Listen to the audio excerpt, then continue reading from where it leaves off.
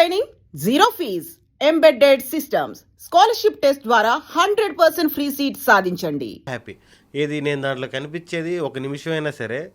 ఈరోజు నేను ఒక 2 hours ఫిలింలో హాఫ్ అన్ అవర్ 1 hour ఉన్నా సరే అప్పుడున్న హ్యాపీనెస్ వేరు. 1 minute అది ఎలా ఉండేదంటే మా నాన్న ఫ్రెండ్స్ని అందరిని తీసుకెళ్ళి ఇదిగో రా మా వాడు అనేటప్పటికి వెళ్ళిపోయేవాడిని నేను.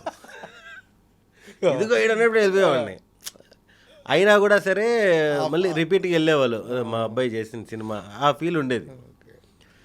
నేనైతే అసలు ఫుల్ హ్యాపీ. అప్పుడు షార్ట్ ఫిల్మ్స్ నుంచి వచ్చాను కదా, చాలా మంది కామెంట్లు పెట్టేవాళ్ళు, రే ఈడ్రా అని నా ఈ వీడియోలు తీసి నాకు ఫేస్బుక్లోను వీటిల్లోనూ పెట్టేవాళ్ళు. కుమారి 21Fలో ఈ ముందు 3 సినిమాల తర్వాత 4వ సినిమా 5వ సినిమా కుమారి 21F ఆల్మోస్ట్ రణరాజరన్ను, పటాసు, దోచై, రాజుగారి గది ఆ గ్యాప్లో చేస్తా ఉన్నా. అన్నిట్లో చిన్న దోచేలో పర్వాలేదు, మంచి రోలే.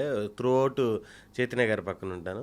ఆ తర్వాత కుమారి 21Fలో ఫుల్ లెంత్ ఎక్కువ రోజులు నెగిటివ్ షేడ్స్ ఉన్న క్యారెక్టర్ చేసి అది మనకు తెలియదు, ఎవరికి చెప్పలేదు అసలు. సినిమా రిలీజ్ వరకు షూట్ చేసేటప్పుడే చెప్పలేదు మాకు, ఇది మీ క్యారెక్టర్లు ఇయ్యి అని చెప్పి క్లైమాక్స్ తప్ప అన్నీ చెప్పారు. షూటింగ్ చేసుకుంటూ వెళ్తున్నాము. సినిమా చూసేంత వరకు కూడా క్లైమాక్స్ వరకు ఎవరికి తెలియదు అసలు. అది యాక్ట్ చేసే వాళ్ళకి తెలుస్తాయి కదా మామూలుగా. వీళ్ళకి ముందే చెప్పేస్తే వీళ్ళు ఒక్కొక్కరు కన్ను పైకి పెట్టి కొంచెం విలన్లాగా బిహేవ్ చేస్తారని ఎవరికి చెప్పలేదు. లాస్ట్కి వచ్చినప్పుడు నెగిటివ్ షేడు అవన్నీ తెలిసింది. ఏంటి దాని రియాక్షన్ ఎలా ఉండదు అసలు? ఫస్ట్ ఒక్కసారి నెగిటివ్ షేడ్స్లో కనిపించేసరికి అంటే నోయలు నవీను ఫుల్ నెగిటివ్గా కనిపించారు.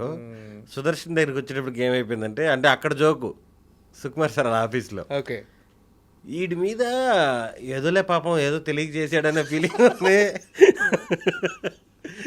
నోయల్ అయితే కంప్లీట్ నెగిటివ్, ఫుల్ విలన్ లాగా కనిపించాడు. నవీన్ కూడా విలన్లే, ఈడేదో పాపం తెలియజేసాడులే అన్న ఫీలింగ్ ఉంది అన్నారు. ఓకే, ఫస్ట్ సినిమాకి వచ్చిన రెమ్యునేషన్ గుర్తుందా భయ్య? రణరాజానికి ఏం చేశారు? ఎంత వచ్చింది అసలు?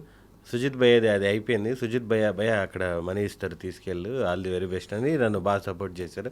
అక్కడికి వెళ్ళిన తర్వాత నేను 1000-2000 అడుగుదాము, ఫస్ట్ సినిమా అది 2014లో తీసుకోండి సెంటిమెంట్గా. ఫస్ట్ సినిమా ఫ్రీగా చేస్తే మనకి ఇంక మళ్ళీ డబ్బులు రావు, అవన్నీ దేవుడికి ఏదైనా వేద్దాం ఆ టైప్లో వెళ్ళి అడుగుతా ఉన్నా.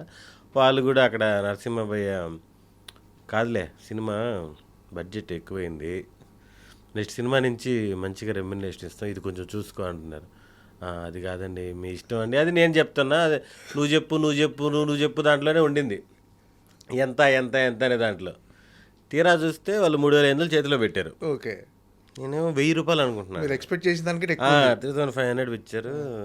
అసలు ఏం మాట్లాడుకుని వెళ్ళిపోయాను నేను. ఆ తర్వాత యువి క్రియేషన్ ప్రొడ్యూసర్ వంశీ గారికి కూడా చెప్పా, ఇలా జరిగిందండి అది అని. ఆయన కామెడీగా నవ్వి, అయితే ప్రొడక్షన్ కంట్రోల్ చేయాలా, ఓవర్ బడ్జెట్ అయిపోతున్నాయి. ఓకే, ఫస్ట్ రెమ్యునరేషన్ అయితే 3500. ఏం చేశారు వాటిని? చాలా రోజులు ఇది ఎక్కడ వేద్దాం, ఏ గుళ్ళో వేద్దాం అని అన్నీ అనుకొని ఫ్రెండ్స్తో కూర్చొని ఖర్చు పెట్టేశాం. ఓకే, అంటే ఈ ఫ్రెండ్స్ అంటే ఎవరో కాదు, ఈ శ్రీకాంత్, శేఖర్ రాజా గారు, వీళ్ళందరూ కూడా ఏం లేదు, మంచిగా నాన్ వెజ్లు అవి తెచ్చుకొని ఒక పార్టీ లాగా చేసుకొని, అంటే వీళ్ళతోనే ట్రావెల్ అయ్యాను, వీళ్ళతోనే స్టార్ట్ అయ్యాను. నా షార్ట్ ఫిల్మ్ తీసిన వాళ్ళు వీళ్ళు అందరం కూర్చొని సరదాగా ఎంజాయ్ చేసి. ఈ 75 సినిమాలు చేసి ఉంటారు ఇప్పటి వరకు? 75 లేదు 150 మూవీస్ అనేయా? అంటే చిన్న ఈ పెద్ద ఈ వన్ డే చేసినవి కూడా కౌంటే కదా. అవును, రణరాజర్ అంటూ ఇప్పుడు నారీ నడుమతో ఆల్మోస్ట్ 150+. Super, congrats. అయితే 150 సినిమాలు పూర్తి చేసుకున్నారు. దాంట్లో ఒక 20 ఆగిపోయి ఉంటాయి ఏమో నాకు తెలిసి. ఓకే, పోస్ట్ ప్రొడక్షన్కి వచ్చే టైంకో లేకపోతే ఎక్కడో అవి ఎప్పుడో ఒక బ్యాక్లాగ్స్ ఉంటాయి, అవి అందరికీ ఉంటాయి. అవి ఎప్పుడో వచ్చేస్తాయి బయటికి డైరెక్ట్గా. అంటే కొన్ని సినిమాలు 50% అయినాక ఆగిపోతుంటాయి, కొన్ని స్టార్ట్ అయిన 10 రోజులకి ఆగిపోతుంటాయి కదా, అలాంటివి ఒక 10-15 ఉన్నాయి. మిగతా అన్ని అంటే మధ్యలో, అంటే ఈ దాదాపుగా 2014 ఫస్ట్ మూవీ, 2014 to 2026 12 years జర్నీలో, అంటే మధ్యలో ఎప్పుడన్నా డిసప్పాయింట్ అయ్యారా? అరే చేస్తున్నాం కానీ ఇంకా మోర్ డిజర్వ్, అంటే ఇంకా రావాలి మనకు గుర్తింపు, మోర్ డిజర్వ్, ఎప్పుడన్నా డిసప్పాయింట్ అయ్యారా? లేదు అందరితో పోల్చుకుంటే ఇంకా బెటర్గానే ఉన్నానని? అదే రెండూ ఉన్నాయి. ఇప్పుడు ఏమవుద్దంటే చాలామంది అడుగుతుంటారు మామూలుగా కావాల్సిన వాళ్ళే, రే ఇంకా మంచి పొజిషన్లో ఉండాలి కదా, ఏంట్రా ఇంకా ఎక్కడున్నావు ఆ టైప్లో కొంతమంది అంటుంటారు. నా వరకు నేను చాలా బెటర్ పొజిషనే ఉన్నాను చాలా మందితో పోలిస్తే. పాపం వాళ్ళు ఇంకా స్ట్రగుల్‌లో ఉన్నారు. ఆ పాయింట్ ఆఫ్ వ్యూలో ఆలోచించుకున్నప్పుడు పాజిటివ్‌గానే ఉంటది. ట్రై చేస్తాను. ఎందుకంటే ఒక సినిమా నమ్ముకుంటాం. ఈ సినిమా అదిరిపోద్ది. ఈ సినిమా నుంచి మనకి లైఫ్ మారిపోద్దని. అది టక్కన ఆడలేదనుకోండి, ఇంకో సినిమా కోసం చూసుకోవాలింకా. ఇంకోటి మంచి క్యారెక్టర్ ఇప్పుడు సపోర్టింగ్ క్యారెక్టర్లు వేరు, చాలా మంచి క్యారెక్టర్ వేరు. అంతే కదా! నలుగురు ఫ్రెండ్స్‌లో నేను ఒక ఫ్రెండ్‌లాగా ఉన్నాననుకోండి, మనకేదో చిన్న మైలేజ్ అది. అసలుకి సినిమాలో ఒక కీలకమైన రోలు వీడొచ్చినప్పుడు అదిరిపోయిందిరా కామెడీ అంటే, అది మనల్ని నెక్స్ట్ లెవెల్‌కి తీసుకెళ్ళిపోద్ది. ఇంకా బెటర్ క్యారెక్టర్లు వస్తాయి. దానికోసం ఎప్పుడు వెయిటింగే. నేనేంటి ఆల్రెడీ స్టార్ కామెడియన్స్ కూడా వెయిటింగే.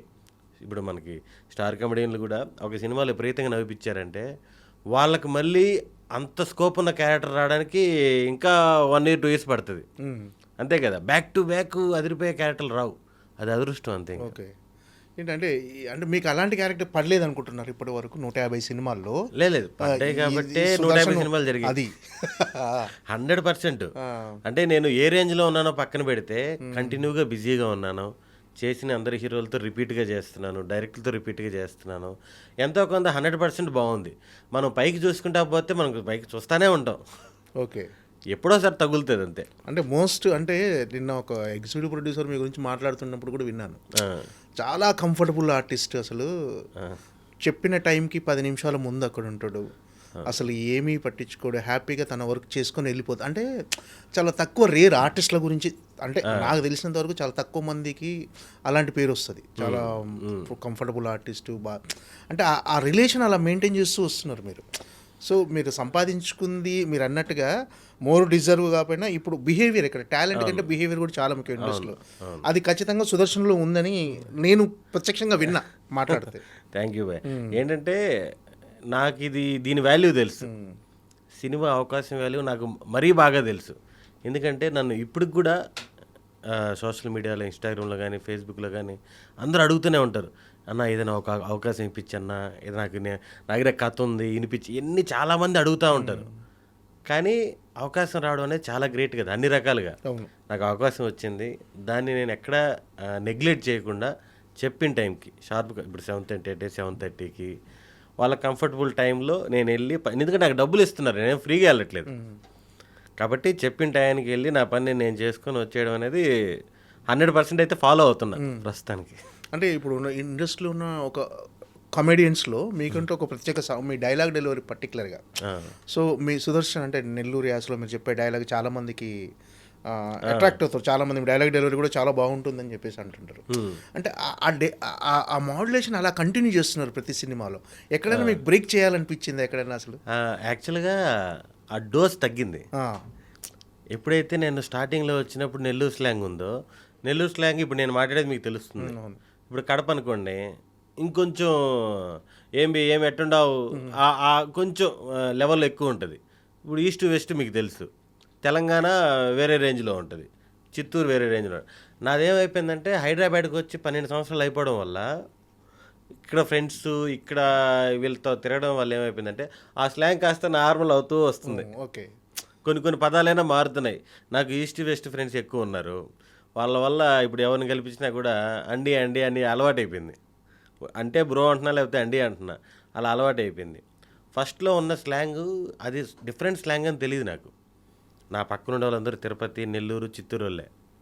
రూమ్లో కూడా షార్ట్ ఫిల్మ్ తీసినా కింద కామెంట్స్ వస్తున్నాయి, రే వీడి స్లాంగ్ బాగుంది, డిఫరెంట్గా ఉందని. ఆ కామెంట్స్ చూసిన తర్వాత అర్థమైంది నాకు, ఓహో నేను చిన్నప్పటి నుంచి నెల్లూరులోనే ఉన్నా, తిరుపతి, నెల్లూరు, పొద్దుటూరు, వేరే ఊరు తెలియదు, ఎక్కడికి పోలేదు. ఇక్కడికి వచ్చినాక ఈ స్లాంగ్ ఇంపార్టెన్స్ ఉంది, డిఫరెంట్గా మాట్లాడుతున్నాడు అంటే ఎవరి టైమింగ్స్ వాళ్ళకు ఉంటాయి. మీకో వే ఆఫ్ స్టైల్ ఉంటుంది, నాదొక స్టైల్ ఉంటుంది. ఈ స్టైల్ నచ్చింది, ఓకే, అందుకని ఇది కంటిన్యూ అవుతూ ఉంది. ఎక్కడో కొంచెం తగ్గింది సాఫ్ట్గా, అది కూడా మంచిదే అని చాలామంది డైరెక్టర్లు చెప్పారు. ఒరే న్యూట్రల్గా ఉండడం కూడా హ్యాపీ, అన్ని సినిమాలకి కనెక్ట్ అయిపోతావు అని. ఇప్పటి వరకు అంటే కెరీర్లో రకరకాల క్యారెక్టర్స్ చేశారు, కానీ అంటే ప్రతి పాత్ర అంతో ఇంతో సిమిలర్గా ఉంటుంది నెక్స్ట్ పాత్ర. అంటే కమెడియన్స్కి దాదాపుగా ఉన్న ఇష్యూ అది.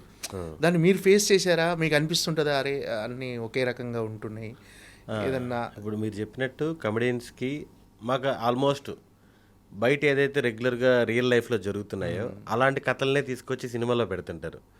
అలాంటి వాడికి ఫ్రెండ్ క్యారెక్టర్ ఉంటుంది, ఇంకోటి ఏంటంటే ఏజ్ గ్రూప్ ఒకటి. ఈ ఏజ్ గ్రూప్కి ఫస్ట్ ప్రిఫరెన్స్ ఫ్రెండ్ క్యారెక్టర్లు, స్పెషల్ క్యారెక్టర్లు తక్కువ వస్తుంటాయి. వీటిలో సిమిలర్గా అయితే ఉంటాయి, దీంట్లోనే చిన్న చిన్న డిఫరెన్స్లు ఉంటాయి అంతే. ఊర్లు మారచ్చు, క్యారెక్టర్లు మారచ్చు, ఒక దాంట్లో బ్యాంక్ ఎంప్లాయీ, ఒక దాంట్లో కానిస్టేబుల్, అలా డిఫరెంట్గా. ఓకే. అంటే